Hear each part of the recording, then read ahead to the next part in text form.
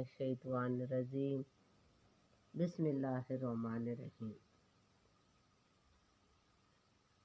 نحمدی نصلی نسلم علی رسول الکریم اما بعد فاعوذ باللہ من الشیطان الرجیم بسم اللہ الرحمن الرحیم۔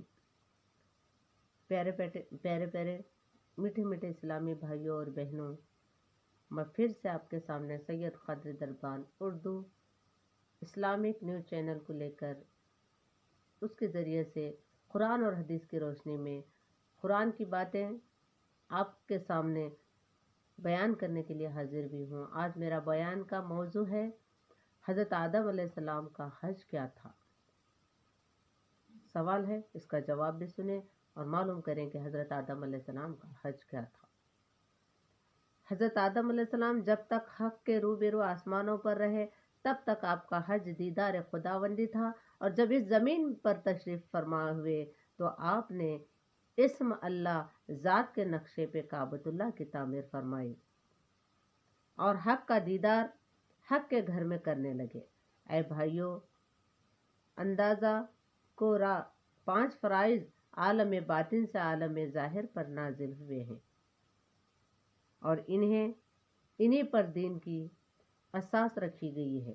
لہٰذا جب تک یہ 5 فرائض ظاہراً و باطناً ادا نہیں ہوتے تب تک الیوم اکملت لکم دینکم واتممت علیکم نعمتی رضیت لکم الاسلام دیننا۔ آج میں نے تمہارے لیے تمہارے دین کو مکمل کیا اور تم پر اپنی نعمت کو پورا کیا، اور میں تم سے بطور دین اسلام راضی ہوں کہ مقام پر مسلمان نہیں آ سکتا۔ انہیں فرائض کے ادب و اسرار بتانے کے لیے انبیاء و مرسلین اس زمین پر تشریف لائے۔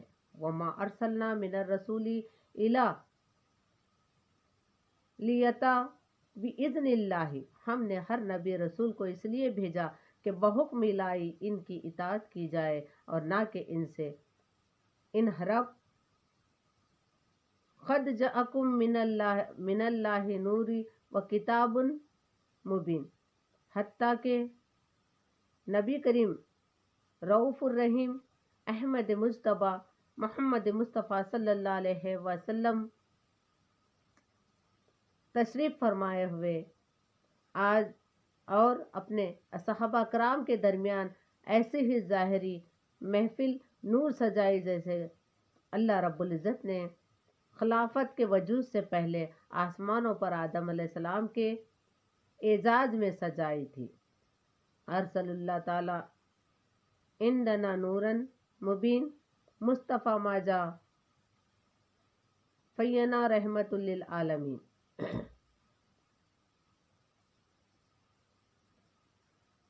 نیز نبی کریم صلی اللہ علیہ وسلم نے خلفائے راشدین کو ایسی ہی خلافت نعمت عطا فرمائی کہ جیسے حضرت حق شانہ نے حضرت آدم علیہ السلام کو عطا کی۔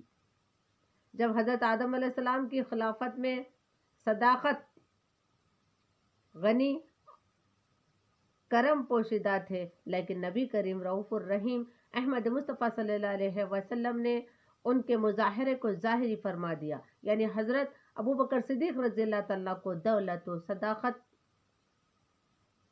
خلافت سے نوازا، حضرت عمر فاروق رضی اللہ تعالیٰ کو نعمت عدل و خلافت سے سرفراز فرمایا، حضرت عثمان غنی رضی اللہ تعالیٰ کو دولت غنا خلافت کا شرف عطا فرمایا، اور حضرت مولا علی کرم اللہ وجہ الکریم کو خلافت نعمت علم کرم سے آراستہ پیراستہ کیا۔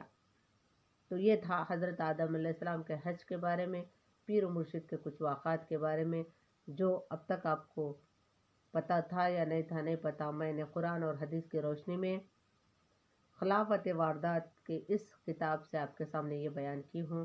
اس کو آپ پوری طرح سنیں اور اس معلومات کو دوسروں تک پہنچائیں۔ اگر آپ کو معلومات کرتے رہیں گے اور آپ کا نالج بڑھ جائے گا تو آپ یعنی کیا بولتے اسلام کے دشمنوں سے مقابلہ کر سکیں گے۔ کیونکہ کچھ لوگ اسلام کے نام پر آپ سب کو الو بنا رہے ہیں، یعنی آپ کو یا غلط واقعات پیش کر رہے ہیں، ان کو آپ جواب دہی دینے کے لائق بن جائیں گے۔ اس لیے میں آپ سب سے گزارش کرتی ہوں کہ آپ سب بھی ہمارے چینل کو سبسکرائب کریں، بیل آئیکن کو دبائیں، کمنٹ کریں، شیئر کریں۔ شیئر اور کمنٹ اور کرنے سے میری ہمت افزائی ہوتی ہے۔ جتنے بھی لوگ شیئر کیے ہیں، کمنٹ کیے ہیں، جو بھی ہمارے چینل کو سبسکرائب کیے ہیں، ان کو میں دل کی گہرائیوں سے ممنون اور مشکور اور شکر گزار ہوں۔ اللہ آپ سب کو خوش رکھے، خیریت رکھے۔ ایسے ہی واقعے کے لیے کل پھر دوسرا واقعہ لے کر آپ کے سامنے حاضر ہو جاؤں گی۔ کچھ حالات یا کچھ طبیعت کی وجہ سے میں روزانہ یعنی کیا بولتے بیان نہیں کر پائی ہوں۔ انشاءاللہ تعالیٰ کوشش کروں گی کہ یعنی کیا بولتے ہیں 8 دن میں 1-2 واقعات تو اپلوڈ کر سکوں۔ آپ بھی دعا کیجئے میرے لیے، میں بھی آپ کے لیے دعا کروں گی۔ آج کا واقعہ یہیں پہ ختم کرتی ہوں۔ نمازوں کی پابندی کیجئے، 5 وقت کی نماز کی پابندی کیجئے، ماں باپ کے فرما بردار بنیے، جھوٹ اور غیبت سے بچیے اور اللہ سے غیبانہ ڈریے۔ یہ کہتے ہوئے میں اپنی تقریر کو یہیں پہ ختم کرتی ہوں۔ السلام علیکم ورحمۃ اللہ وبرکاتہ۔